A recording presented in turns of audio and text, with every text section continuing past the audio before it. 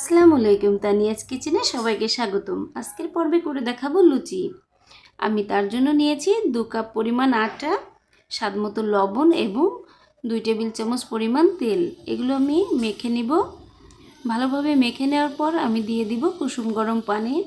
পানিটা আমি একবারে অ্যাড করব না, অল্প অল্প করে অ্যাড করব এবং তৈরি করব একটি সফট ডো। আমার ডো তৈরি হয়ে গিয়েছে। এবার আমি এই ডোটি রেখে দিব আধা ঘন্টা রেস্টে। আধা ঘন্টা পর আমি এই ডো থেকে ছোট ছোট করে লেচি করে নিয়েছি। এবার এগুলো আমি বেলুনের সাহায্যে বেলে নিয়েছি। একটি কড়াইতে আমি পরিমাণ মতো তেল দিয়ে দিব। তেল যখন গরম হয়ে আসবে তখন আমি একটি একটি করে ভেজে নিব। দিয়ে দিচ্ছি লুচি। দেখুন দেওয়ার সাথে সাথে কত সুন্দর ফুলে উঠেছে, একদম ফুলকো লুচি। আপনারা চাইলে বাসায় ট্রাই করতে পারেন।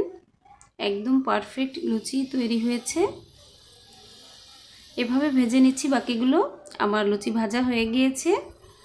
আমার ভিডিওটি ভালো লাগলে লাইক কমেন্ট শেয়ার করবেন, আর পরবর্তী ভিডিও পেতে হলে চ্যানেলটি সাবস্ক্রাইব করে দিবেন। আজকের মতো ভিডিও এখানেই শেষ।